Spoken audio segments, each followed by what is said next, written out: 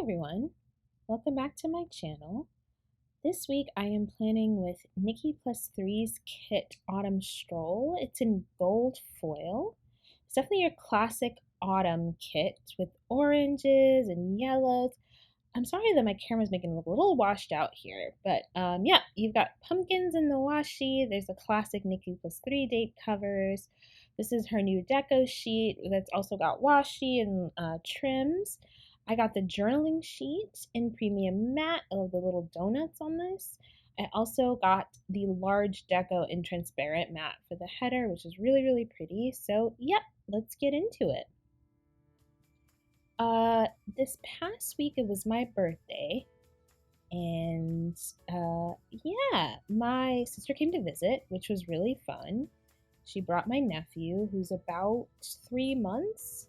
Technically, he's 12 weeks old, is what she told me. So, because I was like, it hasn't officially been the exact date, 3 months, but he's 12 weeks old, and he is adorable. He's also was just like a super chill baby.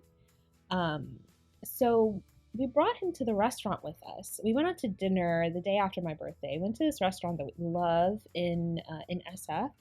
That is a sushi place, and they do an omakase, which is basically like a sushi meal with a couple of courses.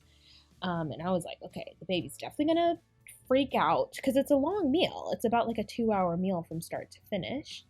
All the bites are delicious. It's just we have gone there a couple of times, and it's one of my favorite restaurants. But I was like, okay, baby's gonna, go crazy. She was like, I think he's gonna sleep most of the time, because she had come with him, obviously, traveled with him on the plane, and he was totally fine. So she was like, maybe he'll sleep the whole time. Well, he didn't sleep because baby's unpredictable, but he was super calm. Like literally just sat there and kind of looked around. He did some like, normal baby gurgles, but nothing, he didn't really cry very much. He like kind of squawked a little bit when he was hungry. She fed him. And then, he just sat there like pointing at people and things and laughing. He at one point he was facing because they saw us in the corner near the door. And at one point, he was kind of facing the corner and looking at the wall, and he just started giggling. And I was like, this is a gray stone wall. What is funny about this? And my sister was like, babies are weird, man. He'll just like start laughing at anything. And I know at that age when they're laughing or smiling, it's probably just like gas. But, it just was funny because I was like, do it again, just turn him towards the wall and see if he does it. And he just started hysterically laughing again. And it was just so... I don't know. Yeah, he was very, very calm. We were able to kind of eat. I took him halfway through the meal, so, I held him so she could just sit there and enjoy, the meal too. And at the end, our server came by and was like, he was so chill of a baby. He's an ad for motherhood, which made me laugh. But like he was so calm. It was so much fun. And then two ladies came up to us, and were like, "Oh my god, I didn't even know. I didn't realize there was a baby here until I looked over, and he was so cute, etc., etc." Now for the story. So we were in this restaurant. And I'm sitting there, kind of looking out the window a little bit. We're trying to not be on our phones because I was like, it's better to have phone-free meals. One of my directs that I manage does this with her partner. And I was like, what? This is such a good idea. Like, no phones in restaurants. It's kind of a duh, but, if you're, like, really diligent about it. And then Questlove comes into the restaurant. Now, Questlove, maybe y'all know him, don't know him. He was a member of the group The Roots, which was really, really popular in like late 90s, maybe definitely in the 2000s. I don't know when they came to popularity. But Questlove, he's on the Jimmy Kimmel show. The thing that I remember him most recently is being in that hip hop documentary. And so I recognized him immediately. And I was like, oh my God, I think that's Questlove, to my sister. And she's like, oh my God, I think that's definitely him. That's definitely him. So we're sitting there, and I'm kind of looking around at other people in the restaurant, and they seem nonplussed. And so I'm like, either everybody is much cooler than us, and not freaking out and just like whatever is a celebrity, or they don't recognize him. And it's possible that people don't recognize him because, it's not like Cardi B walked in, So we're sitting there and we're just like, oh, should we try to get his autograph? Blah, blah, blah. I was like, listen, I didn't want to do anything because I feel like if I'm a celebrity, I don't want to be bothered. But she was like, can we get a picture with him? And I was like, I don't want to go and ask him to take a picture. She's like, I'm going to tell him it's my sister's birthday and blah, blah. And I was like, do not do that at all. Anyway, she's texting my brother-in-law. My brother-in-law is like, take the baby for a picture. I did not think this was going to work at all. She picked up the baby and she walked over and was like, hi, Questlove, I just love your discography, etc. Like, thank you so much, for everything you've done for hip hop. He shook her hand and then she asked if he could take a picture with the baby and he said no. And honestly, the two of us, I think we're feeling so embarrassed that we just, thank God this was the end of the meal for us, or getting close to it, that I was just like, let us run out of this restaurant. I mean, that's his prerogative. And again, like, would I as a celebrity take a picture with somebody's random baby? Maybe not. I don't know. He was also eating dinner. It's fine. But I'm like, we will have no way to prove we saw Questlove. Because I just also didn't want to like take a picture of him in the restaurant. I feel like that's creepy, So yeah, we saw Questlove. We didn't get a pic with him, but we definitely saw him. He was definitely there in SF on Wednesday night, and hello. So that's my latest and probably only celebrity sighting. I don't see a lot of celebrities. I used to, I've worked at a couple of different tech companies, and I have seen a few celebrities in my time, but everybody around me, again, was like the other folks in the restaurant just playing it so cool that I'm like, am I crazy? Is this not this person? Because I would think, that people are kind of looking at them and just being a little like, what? I don't know. I once saw the dude from Desperate Housewives. Now, I really don't know this man's name, but he played Doug on Desperate Housewives. If you watch that show, I saw him in the airport in New York, and I kept looking at him like, where do I know this man from? I couldn't recognize him right away, but I was like, I know this dude from somewhere. Where is it? And so I walked up to him and I was like, hey, you were on Desperate Housewives. And he was like, yeah. I was like, I just want to say I really loved you on that show. And I walked away and he was like, he said thank you, but I didn't ask him for an autograph or anything because I don't know. I feel like they just don't want to. And if someone just pays you like a compliment and doesn't ask anything from you, maybe that's the better thing to do with celebrities. Anyway, I can only speak about this now because it's been a few days and I've recovered from the embarrassment and mild shock. And there was definitely a lot of adrenaline before we decided to do this. So, yeah, I was just like, I told my sister we could never speak of this again because I was just so embarrassed. But yeah, anyway, we had a good meal then. And I had so many good meals the week of my birthday because we had gone out, my boyfriend had taken me out rather, on the day before, and we had gone to this nice restaurant, and yeah, they had such good food. I was so stuffed. I asked him to take a picture of me, and he was like, let's get through the part of the meal first, we're trying to do the no phones thing, and he took the photo of me close to the end. It was right before they were gonna bring dessert. I had to wave them off dessert. Now, if y'all know me, I have a very big sweet tooth. I am a sweets person. I will always make room for dessert, call it the dessert pocket. I ate so much, I did not have room for dessert. And I'm telling you that I had a light lunch and a light breakfast to try to make sure that I had enough room for this meal. It's prix, which means you basically go in there and pay a flat fee for what you get. And so, I just was making room and I was so full. They bring a little amuse-bouche in the beginning of the meal. It was a scallop, just one scallop with some stuff on it. So I ate that. Then they had the bread course, and I had two kind of thick little buns of brioche, but it's bread, right? I also had some butter on that. And then we had an appetizer. It was soft shell crab, a fried crispy soft shell crab with this delicious butter remoulade. Not a remoulade, it's more like a mayo. But they had these greens that were really well dressed, and so I ate it, and I was like, oh. It was at that point where I was like, okay, I'm starting to get full.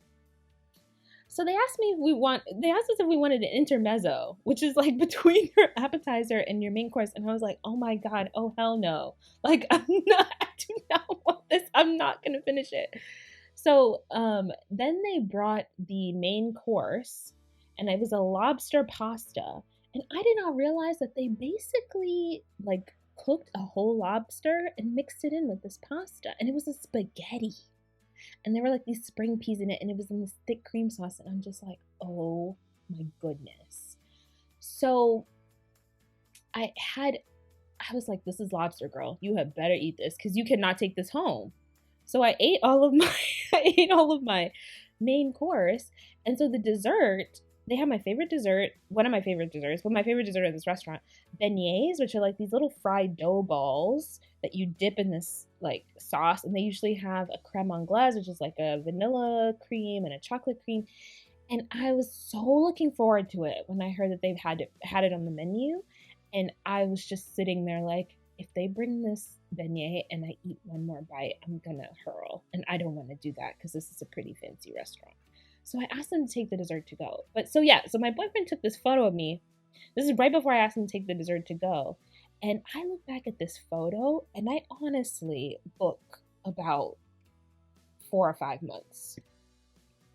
Like my stomach is just protruding a little bit. And I was just like, oh my gosh, I look so full. And I was just like, they basically had to roll me out of there. So yeah, it was sad to me that I couldn't have the dessert live because, at home warmed up is not the same, but I just could not eat another bite. And I don't know what happened. And okay, let's also say at this point in time, I had 2 cocktails during the meal as well. So that definitely probably added some additional fullness in there that was not water-based. But like, I was like, I'm too full. So on my actual birthday, I ended up warming up the beignets in the oven and eating them. And they were really, really good. But yeah, I feel like it's always better live, quote unquote, or always better like when the restaurant brings them, because then the sauces are at the right temperature and they do it right. But that was such a good meal. And again, I was wearing high heels and I'm just like kind of just tiptoeing out of the store like, oh my gosh, I don't know. Yeah, I was like, you might have to bring the car around. But yeah, I was so full. So yeah, it was a good birthday week. Lots of fun, food, family, and again, it was so good to hold the baby and cuddle him. I love watching my niece and nephew, even when they're kind of freaking out. I just feel like kids bring such a different perspective on things, and you just immerse yourself in the vat of patience that is having kids. Again, I don't have any of my own, but I'd like to consider myself a very devoted aunt. And so when I watch them, it kind of reminds me that stuff at work or other things that seem like a big deal to me, it's like, it could be a lot, it could be a lot more frustrating. It could be a lot worse. So maybe that doesn't sound good. I don't know if that sounds good or not, but just I could be a little more patient, I have talked to my boyfriend about, he's like, it seems like it's so easy for you to be so patient with, my niece and nephew. And I'm like, well, they don't have any other way to express their feelings, They when my niece throws a tantrum, it's like, okay, she's trying to tell us something. She's feeling frustrated or hungry or sad. And this is the only way she can think of it. It's different with adults, I'm expecting, adults I encounter in life, people I work with, use your words. You're an adult. You have other means of expressing yourself, at your disposal. And he was like, not everyone, has really strongly developed EQ. And so, yeah, maybe they're expressing themselves in the only ways they have access to, even if they're adults, So even if the expectation is higher, it's like, some people just don't have the faculty to be able to respond to things very rationally and calmly, or without, just acting a fool or throwing a fit. And so obviously there's limits to this, but I've been thinking about this more. And especially, again, watching my niece and nephew, it's like, how can I bring more patience to my role as a manager how can I bring more patience to, yeah, how I kind of deal with other people, bring more patience to my life partner. I could be very impatient. If someone is taking too long to tell me something, impatient. I'm so impatient. My executive coach calls this my relationship to time. And she's like, you just have a different relationship to time than someone who, moves a little slower through things. And I'm just like, everyone needs to hurry up. But yeah, maybe they don't. So yeah, a lot to think of. And yeah, I'm a year older. I feel like it feels, now that I'm in my early 30s, like time, like my mental age hasn't really progressed a ton since I was like 25. I don't know if that's weird to say, but I just think back of like, when did I start to feel like, boom, I'm an adult? I have adult responsibilities. And it's really when I got into grad school. So I was 25, 26. But like, have things really changed a lot since then? That was when I first, had like serious bills. I was working my first like real industry job, and I was finally out of school. And I just feel like that's been a lot of the same. So yeah, I'm like, mentally, am I early 30s? I also feel like I can be really silly. So I know I just said I'm impatient. I kind of have two sides. And I've had some folks tell me they feel a little bit like this can be a little whiplash for them, but I can be really, really serious, obviously, when things need to get done. So I can be really like, let's get, stuff done. Let's stay on top of our tasks. Anything I have to do, it's like it's delivered early. It's delivered as error-free as possible, like almost 100% error-free. It's done really, really well. Like I take very, very good care in things that I do and pride in my work. And I am a stickler for procedure. I like to set up like, hey, we don't know what we're doing. Let's set up a process. Let's check in on how it's going. Like, I'd like to be very systematic and orderly and, very kind of logical.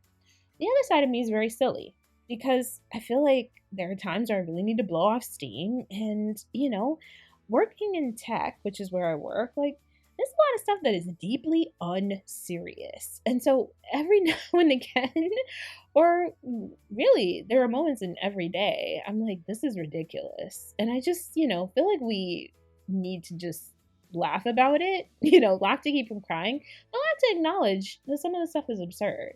So I try to bring both the humor-based kind of sides of myself and obviously I have to bring the serious sides of myself to my work, but I realize that sometimes for folks this can be a little bit jarring. I guess maybe they expect their manager to be really unidimensional or one-dimensional and not, like be human. But it's just, I'm like, I can't really change who I am. Like, I'm going to be very clear, but I'm also going to be kind of fun and funny because that's just my personality. I'm going on a real tangent here. I'm not even talking about my birth anymore. I found as a manager, and I understand that a lot of people have like management trauma, but I feel that as a manager, people kind of look at me like you're just here to give me a hard time. And they're like, because of that, I don't trust you. No matter what you do to try to build trust, no matter what you do to like try to create a positive like working environment, they're just like, you are a manager, you are out to get me. I don't care what you do. And for a long time, I guess up until very recently, I took that really personally because I work overtime trying to be a good manager. I'm constantly looking for like, who on my team is not taking time off? I'm fortunate to work in a workplace where we have unlimited time off. It's like, you need to take some time. One of my directs recently, he was taking a Friday off and then he had some travel planned on Thursday. I was like, take the Thursday off too. I was like, thank you for starting your weekend early. I just feel like you gotta let people have a life, and people are people first, and then they come to work. Like, all the time people are like, hey, I've got a little emergency, like I'll log back in at after 5, and I'm like, just take the afternoon. If you got an emergency with your kid or your partner or whatever, like just go, let me know if there's anything that I can do. Text me if you need anything or message me or whatever, but like just go, like just go. You don't need to explain, and you don't need to like I know you're going to be back at work tomorrow unless you tell me otherwise, and we'll pick it up then. So I work overtime at trying to be chill, and I still feel like people are like, no, you're a manager, get out. Like, you're only allowed to be serious. And I'm just like, nah, that's not me. I like to have fun. I like to work, but I also like to have fun. Anyway, this has gone way off track. Hope y'all enjoyed, my ramblings on birthday and musings. I really just be talking in these. So, yep, I had one story in there, sort of about Questlove, pretty disappointing, but hope you enjoyed this spread. Follow me on IG at Planned with Ash if you want to check out the tags, and I will see you all next time. Bye!